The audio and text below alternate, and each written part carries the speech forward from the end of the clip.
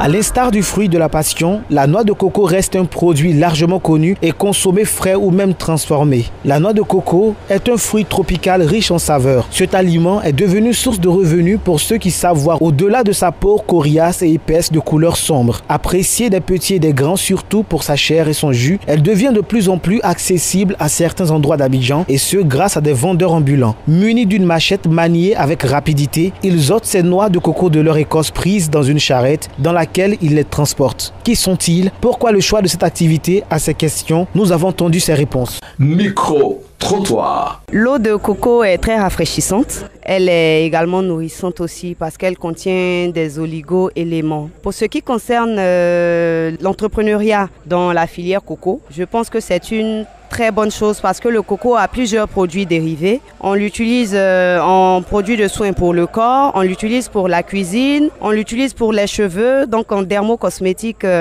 l'huile de coco est très recommandée. Et aussi dans le domaine alimentaire, de l'agroalimentaire aussi, il y a des produits dérivés de coco. Alors je pense que le cocotier, si je puis m'exprimer ainsi, est un produit d'avenir pour la jeunesse africaine qui ne sait pas par où commencer pour entreprendre. On peut développer beaucoup d'autres activités annexes. Pour moi, c'est une très belle initiative, étant donné que cela même diminue même le taux de chômage des jeunes que nous sommes et facilite aussi l'insertion aussi des jeunes aussi dans la société. Aujourd'hui, vu les jeunes dans la difficulté que nous sommes, il faut que les jeunes d'aujourd'hui se lèvent un tant soit peu pour eux-mêmes essayer d'entreprendre comme le fait déjà certains. Donc c'est déjà à féliciter.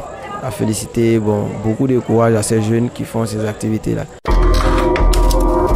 La noix de coco est un fruit qui offre de nombreux atouts pour la santé. Il prévient la constipation et apporte un sentiment de satiété en cas de fringale. Qui est le vendeur de noix de coco? Jetons un regard dans notre dictionnaire. Le petit dico. Le vendeur de noix de coco est celui qui fait le commerce de noix de coco. La noix de coco, quant à elle, est le fruit du cocotier. Il pèse jusqu'à 1,5 kg. Il est lisse de couleur vert clair ou orange lorsqu'il n'est pas mûr, puis tirant vers le brun et recouvert d'une épaisse couche de fibres ligneuses brunes entourant la noix à maturité.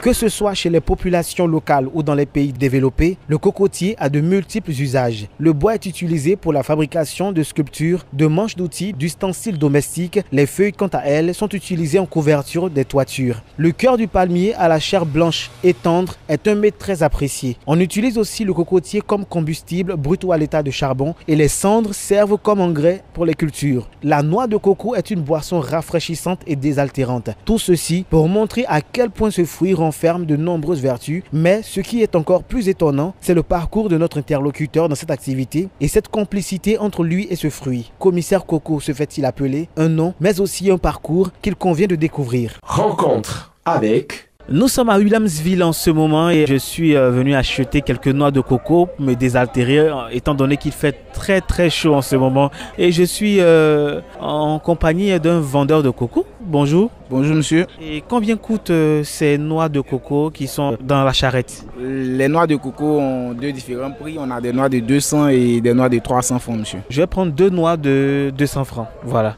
D'accord, compris. On va vous faire deux noix avec beaucoup d'eau à l'intérieur. Ça marche.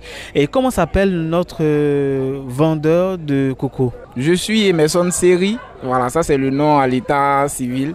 Mais je sais que certains auditeurs et auditrices me reconnaîtront par mon sobriquet du nom de commissaire Coco. Comment démarre ton aventure dans cette activité? J'ai eu la chance de faire les études jusqu'à l'université parce que là où je fréquentais, c'était à moi c'était pas loin du village. Donc on avait toutes les ressources au village, on avait de la nourriture, on avait tout. Donc on ne manquait de rien. Sinon, étant à Mans, étant au primaire, au secondaire, il n'y avait pas de soucis avec l'école. Voilà. J'ai fait un parcours scolaire et secondaire sans faute. C'est après le bac, quand on s'est déplacé de Mans jusqu'à Abidjan, près de 600 km, c'est là que toute la galère a commencé. Donc c'est là que les choses ont commencé à changer. Mon aventure dans cette activité démarre en 2018 lorsque les parents avaient des problèmes pour la scolarité à l'université. Et c'est là que j'ai été sollicité par un jeune frère qui a voulu que je commence le travail, que je commence à vendre avec lui. C'est en 2018 que j'ai commencé à vendre avec lui et un an après, c'est-à-dire en 2019, j'ai décidé de commencer le travail pour moi-même. C'est-à-dire j'ai décidé d'ouvrir ma propre place. Donc c'est comme ça que tout est parti jusqu'à ce que je devienne commissaire coco aujourd'hui. Mais lorsque tu arrives à Abidjan avec tes parents, quelles sont les difficultés auxquelles vous vous êtes heurtés? Moi, mes parents, ils sont amants, donc c'est moi ici maintenant, je devais me débrouiller pour pouvoir lutter ici. Et c'est comme ça, bon, c'était pas facile parce que les parents étaient amants, tu les appelles aujourd'hui, tu as besoin d'argent, ça ne venait pas, tout ça. Et quand je suis arrivé en deuxième année, j'ai ma soeur qui était au secondaire. J'ai mon grand-père qui payait nos études. Après, sa pension était bloquée, donc il ne pouvait plus continuer. C'est comme ça que j'ai réfléchi, je me suis dit, je dois travailler, je dois essayer de faire quelque chose pour au moins pousser ma petite soeur et moi jusqu'à ce qu'on atteigne un bon niveau. Voilà, donc c'est comme ça. En étant l'homme, j'ai décidé de prendre les choses en main. Comment fais-tu ton apprentissage auprès de celui avec qui tu as vendu au préalable? Celui avec qui je vendais, il me rémunérait 2000 francs par jour. Et c'est comme ça un peu. Au fur et à mesure qu'il me rémunérait, je donnais un peu à ma soeur, je prenais pour mes dépenses, mais je n'oubliais pas d'économiser. Lui, il ne s'arrêtait qu'à vendre des noix de coco. Donc moi, j'ai compris qu'avec la noix de coco, on pouvait faire beaucoup d'autres produits. Voilà, donc quand j'ai ouvert ma place, j'ai continué les cours et j'ai décidé d'aller me faire former dans la ville de Jacquesville sur plusieurs dérivés de la noix de coco, tels que l'huile de coco, le lait de coco, les cocos râpés, le torfil de coco, un peu de tout. Quand tu veux atteindre un certain but, il faut te faire du temps pour l'apprentissage parce que tu ne peux pas avancer sans avoir appris quelque chose. À Jacquesville, j'ai appris à faire de l'huile de coco. J'ai approché plusieurs dames, plusieurs ont refusé de m'apprendre, mais à force d'insister, j'ai croisé une qui m'a appris à faire l'huile de coco. Cette même dame-là m'a encore formé sur le coco râpé. Cette même dame-là m'a formé sur le torfil. Et voilà, quand j'ai appris ces trois choses-là, moi-même, à travers les formations sur Internet et autres, j'ai appris à faire le lait de coco, le beurre de coco, un peu de tout. Donc, ça n'a pas été facile parce que tu vas demander à une dame aujourd'hui avec qui tu prenais de l'huile de coco pour revendre. Quand tu vas lui dire, ah, faut m'apprendre à faire de l'huile. Elle dit, si je t'apprends, tu vas partir. Donc, pour ne pas que tu partes, je ne vais pas t'apprendre. Mais on dit toujours Dieu a touché le cœur d'une seule dame que je salue au passage qui m'a formé dans ce domaine-là. Et lorsque tu finis d'apprendre tout ça, tu dois te mettre à ton propre compte. Le premier jour où tu t'installes à Williamsville, essaie de nous décrire un peu lorsque tu achètes les noix de coco, lorsque tu t'installes. Comment se passe cette première journée-là? C'est après Faya que j'ai décidé de m'installer à Djamé. Ça n'a pas été facile parce que la première charrette, c'était le routreau que j'ai fabriqué qui me servait de vente à Djamé a été volé. Donc j'étais obligé de reprendre dans une bourrette. C'est grâce à l'aide d'un monsieur Blé Dominique, que j'ai pu fabriquer une autre charrette pour pouvoir reprendre le business. En toute chose, il y a des échecs, il y a des aventures, mais il ne faudrait pas se fier à ça pour dire qu'on va arrêter. Donc, je vendais la noix de coco, je faisais la mise en bouteille d'eau de coco, mais pour agrandir ce parcours-là, pour longer ce chemin-là, je me suis dit que je pourrais aussi fabriquer d'autres produits. Donc je vendais déjà les noix de coco avant de me lancer dans le domaine de l'huile et autres. C'était pas facile parce qu'on était nouveau. C'était un début, donc même pour avoir 10 000 francs, 20 000 francs par jour, c'était tout un problème. J'ai travaillé avec des jeunes, voilà. Je n'avais pas de fonds de commerce, fonds de déroulement. J'enlevais les cocos un peu dans les cours et surtout à l'université de Cocody, tout ça, pour pouvoir commencer mon business dans le but d'économiser et afin de prendre une grosse commande. C'est un peu comme ça que tout est parti jusqu'à aujourd'hui. On a une bonne équipe, on a un magasin qui va ouvrir bientôt. On a 3 motos tricycles et puis un peu tout ça. Partir de rien et se construire une réputation dans ce vaste marché concurrentiel, tes journées ressemblent à quoi?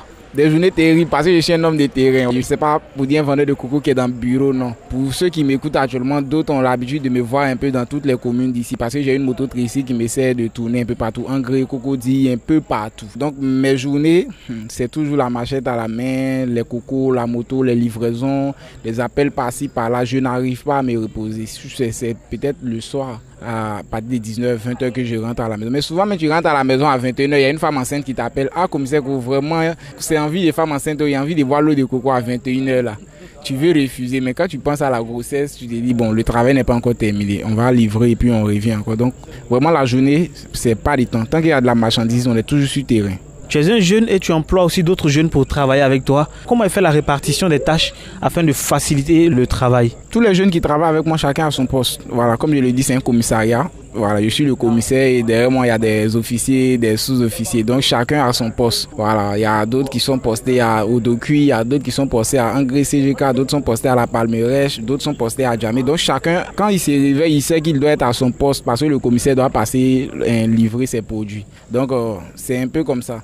Et après chaque chargement, chaque jeune reçoit son argent. Donc souvent c'est dur, mais c'est une équipe. On se comprend bien, on sait que ça n'a pas marché aujourd'hui, on sait que ça a marché. Donc nous sommes tous des jeunes, on arrive à se comprendre.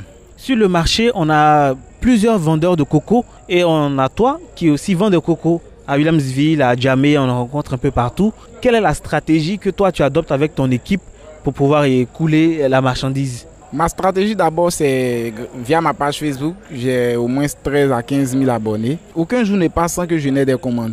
La qualité d'abord du produit, bien filtré, et la qualité des noix. Parce que je n'envoie pas de noix à Abidjan sans que je n'ai vérifié. C'est au début, je ne me rendais pas sur terrain, mais depuis que j'ai commencé à apprendre beaucoup, je me suis dit que je dois me rendre sur terrain parce que les noix de coco qui vont venir à Abidjan doivent être de belles noix de coco. Voilà, avec beaucoup de jus, bien sucré, tout ça. Donc je m'arrange toujours à livrer, à faire le meilleur de moi-même pour pouvoir avoir de bonnes marchandises. En tout cas, je ne peux pas décrire toute ma stratégie ici parce que c'est un peu privé. Mais dans plusieurs cités d'Abidjan ici, quand vous passez, je sais que chaque week-end, je dois livrer ici, je dois livrer ici. Chaque samedi, chaque dimanche, je dois livrer ici. Il y a des personnes qui sont déjà sur ma liste, qui en prennent chaque semaine. Donc, c'est un peu comme ça. Et lorsque tu es sur le terrain, comme tu l'as dit, pour acheter les noix de coco, est-ce que l'achat influence les prix lors de la vente? À Jacquesville, que ce soit petite noix, que ce soit grosse noix, elles ont le même prix. C'est arrivé à Abidjan ici, nous-mêmes on trie, on sait qu'on fait cette noix à 200, on fait cette noix à 300, mais apparemment tout a augmenté. Au début, c'était un peu moins cher les noix là-bas, mais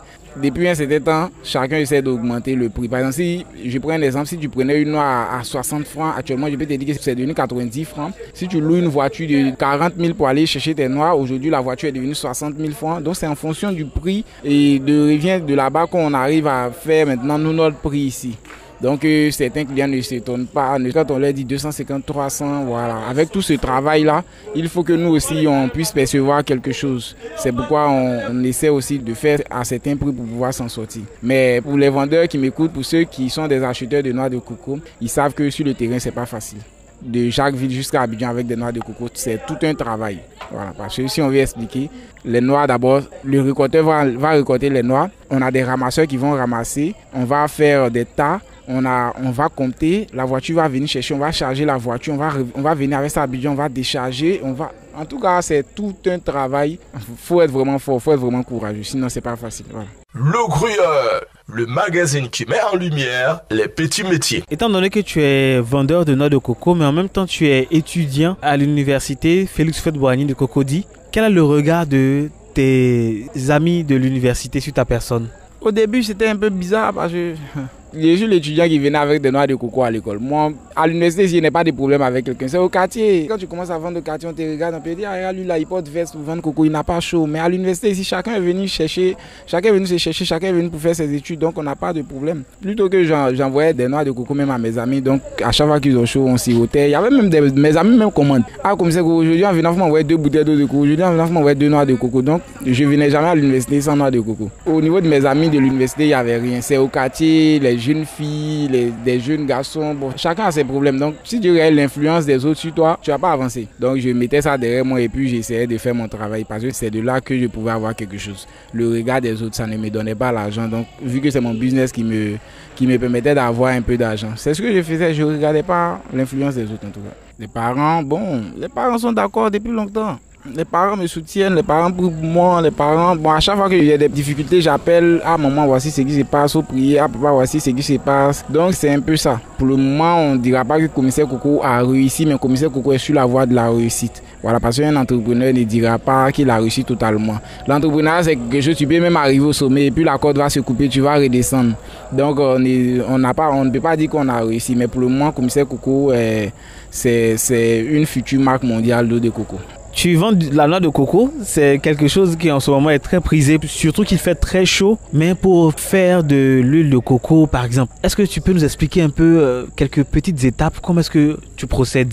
Pour faire de l'huile de coco, ce sont des noix de coco secs. On a l'achat des cocos secs, on va arriver à l'usine, on va casser un peu de tout. Bon, pour tous ceux qui savent faire l'huile de coco, on va casser, on va râper, on va broyer à la machine, venir extraire le lait, un peu de tout. Mais moi, je suis plus dans la fabrication de l'huile de coco pressée à froid. Donc, je sais que ceux qui m'écoutent actuellement savent déjà comment on fabrique l'huile de coco pressée à froid. D'autres ne le savent pas. Mais c'est tout un mystère, c'est toute une fatigue, voilà.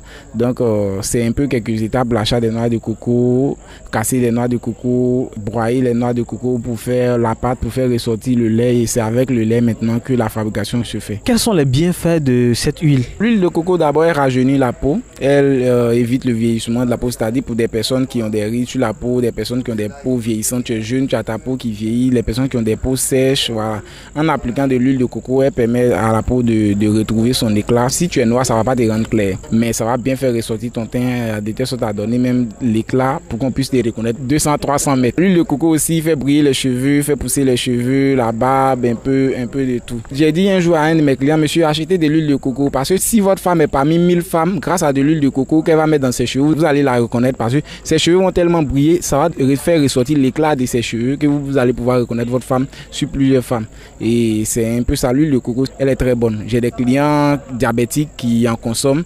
Elle lutte aussi contre les histoires de diabète et autres. À défaut de consommer les autres huiles, vaut mieux consommer de l'huile de coco parce qu'elle régénère les cellules en soi. Qui sont ceux qui composent ta clientèle? La majorité de mes clients actuellement sont des personnes âgées. Voilà. Tu as expliqué tout à l'heure, un jeune, les bienfaits de l'eau de coco, il ne va pas te comprendre. Mais les vieilles personnes, les personnes même qui étaient là depuis, avant que nous-mêmes on ne naisse, ils connaissent déjà les vertus, l'importance de ce fruit-là, un fruit naturel. Tu ne sais pas qui a mis l'eau dans le coco, mais tu bois. Donc, on te dit, l'eau de coco, tu ne sais pas qui a mis, mais ça arrive à te guérir. Je ne connais pas tout sur la noix de coco, sur l'autre, mais j'ai des clients, des personnes âgées, quand tu vas, on te dit, ah, tu sais que tel remède l'eau de coco mélangée avec temps, ça peut guérir telle maladie. C'est une personne âgée qui t'a dit ça. Donc, tu ne peux pas rétorquer en disant que c'est faux. Donc, la plupart de mes clients sont des personnes âgées, en tout cas des footballeurs. Pour le moment, on a en train de conquérir la jeunesse. Peut-être que quand ils vont commencer à vieillir, ils vont comprendre, mais pour le moment, ils n'ont pas encore trop compris les bienfaits de l'eau de coco. On imagine que c'est une activité qui génère beaucoup de bénéfices. Ouais, toute activité génère beaucoup de bénéfices. Il faut seulement savoir t'y prendre, voilà. Parce qu'aujourd'hui, ça peut être bizarre. Aujourd'hui, ça peut ne pas marcher. Aujourd'hui, ça peut être lent. Si tu décides d'abandonner, c'est ta perte. C'est parce qu'on a persisté, on a cru en seconde, on a échoué, on s'est relevé, on a eu des jours sans bénéfice, des semaines sans bénéfice, mais on a continué de persévérer, qu'aujourd'hui ça rapporte. Mais très souvent, même malgré que ça rapporte, mais souvent on fait des pertes, on fait des faillites, tout ça, mais on continue le chemin. Tout business est bénéfique. Le business du coco, si il dit ça, il y a beaucoup de jeunes Ivoiriens qui ont commencé à s'installer en Côte d'Ivoire maintenant pour vendre coco, parce qu'ils se disent que comme ça, le coco dit c'est bénéfique, il y a l'argent. Bien avant l'argent, il y a les problèmes aussi, il y a les obstacles. Et on va essayer de faire une projection. Quels sont tes projets à venir? Bon, mes projets à venir, c'est de pouvoir installer commissaire coco un peu dans plusieurs villes de la Côte d'Ivoire et même l'étendre sur le continent africain, pourquoi pas mondial. On essaie de maîtriser le produit parce que l'eau de coco, c'est un produit qu'on ne peut pas maîtriser en 1 an ou 2 ans. Donc, on essaie de maîtriser un peu le produit pour pouvoir lancer encore plus haut. On croise les doigts que ces projets-là voient le jour. Nous sommes pratiquement à la fin de notre échange. Quel est ton message à l'endroit de toute cette jeunesse qui nous écoute en ce moment sur Radio Côte d'Ivoire? Je dirais à tous ceux qui m'écoutent, tous ces jeunes qui m'écoutent, même les personnes âgées, il n'est jamais trop tard pour se lancer dans un business. L'entrepreneuriat, ça paye. L'entrepreneuriat, ça nourrit son homme, mais il faut seulement persévérer. Parce que tu n'as pas commencé un business aujourd'hui et puis demain, tu vas t'attendre à des millions. Forcément, il y aura des obstacles, mais il ne faudrait pas abandonner. Il faut toujours croire et puis ne pas regarder ce que les autres vont penser de toi. Tu t'es fixé un objectif, c'est l'objectif que tu veux atteindre. Donc, quand tu as ça en tête, il n'y a pas quelque chose qui peut te décourager encore. Donc, j'invite les jeunes, même si tu es fonctionnaire, voilà, avec ton salaire, tu peux entreprendre. Tu peux te créer un business. C'est vrai, on dit, bon, je vais ouvrir mon business, mais moi, je ne suis pas là, il y a trop de malheurs. Oui, mais sur 100 personnes, il y a une personne qui te sera favorable. Je remercie aussi la Radio Côte d'Ivoire qui est venue jusqu'à mon niveau pour me permettre de mobiliser certains jeunes. Je vous remercie tous et puis big up à tout le monde. Merci de nous avoir suivis. Il convient de retenir au sortir de cet entretien qu'aux âmes bien nées, la valeur n'attend point le nombre d'années. Sur ce, laissez exprimer votre génie et à très bientôt sur Radio Côte d'Ivoire.